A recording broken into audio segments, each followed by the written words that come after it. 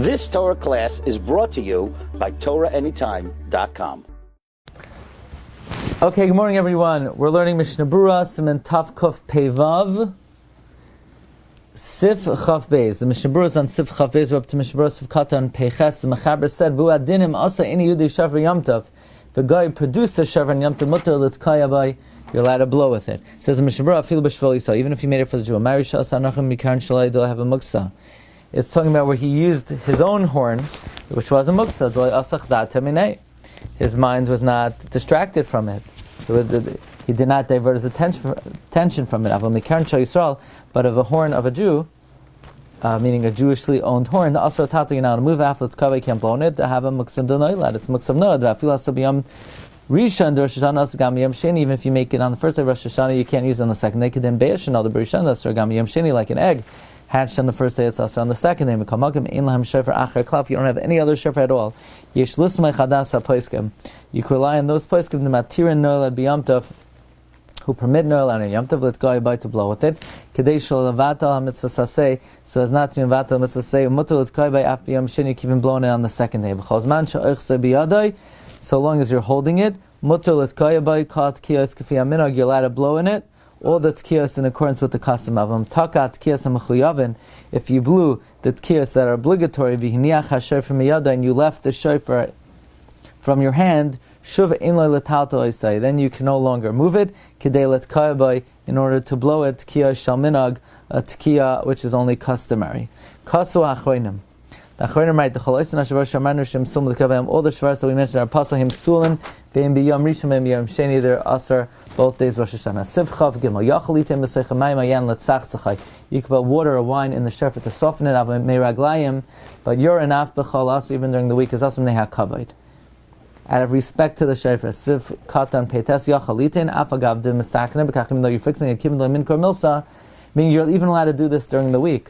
You're even allowed to do this on Rosh Hashanah itself, since it's not recognizable to have a uvda dechal for it to be a weekday activity. Shere madichin kelim b'yamtav shari. Permitted to rinse kelim an yantav neha kavod perish from nei kodesh shamakim. Respect not for the shofar but for God. Shlo yeh mitzvahs b'zuyas olav. So that mitzvahs should not be disgraceful to you. V'chein afilu matekeh moichal zeh, even if the tekeh is moichal gam kein aser. Din hatekeh l'teichabar, the dinim of blowing into a pit. Hatekeh b'teichabar, one who blows in a pit or b'teichamar or a cave. Oisam amdim teichabar v'amar yatzu, those standing in the cave are yatzu v'amdim chutz, those are on the outside.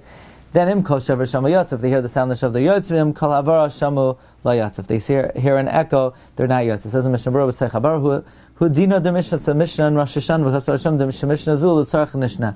This Mishnah was taught for a purpose. B'shas hagzeira shegazu umash leikam yisrael mitzvahs. This was taught at the time of a decree that we were not able to fulfill mitzvahs. V'neschabu b'varis v'maris l'kavim. They hid in pits and in caves to fulfill it. Oy b'tei chamara, or in a cave, adin martef, or in a cellar, chahai gavna, malkim shutachas hakarka, in a place under the ground, called kimis arvim kol havara, that the sound of the kiyah mixes with an echo, lo'imdim b'chutz, for those who stand outside of a binyan, shurubay al karka, in a binyan that's mostly on the ground, the miksasa b'tei hakarka, and part of it in the ground, shari, da'idei shurul amal v'nakar lo'misbal galakal. Since most of it is above ground, the call will not get confused. V'nishma kol shofar af l'amdim b'chutz, and the sound of the shofar will be heard even for those outside. B'ayin ber halacha mashik s'avdim b'zeh oisin amdim b'toich the b'toich habar gufa, in the pit itself. And a nishma kol, but you don't hear that. Lav dafkim kol gufam b'bar. It's not only if their whole body's in the bar. Elafich nisrak roishim labar sag. Even if they just put the head in, that's good enough. The rest of the body could be out. V'amdim b'chutz, those on the outside of v'haya kulay b'toich habar rak roish chutz bar ka'ami b'chutz ami. If you're entirely in the pit except for your head, that's like out of the pit. Yatsu.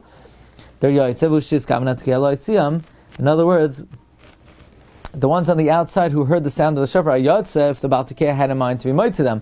Or if the one blowing was a Shech Tzibur, that his mindset, Minastam, is to be might to everyone. If they hear the echo, if with the sound of the shofar at the end they heard the sound of an echo, they're not Yatsa. HaShofar, because there is a disqualified sound mixing with the sound of the shofar. Okay, we'll hold it over here. Be'ezus Hashem, we'll pick it up next time. Wishing everyone a great week and a great Shabbos.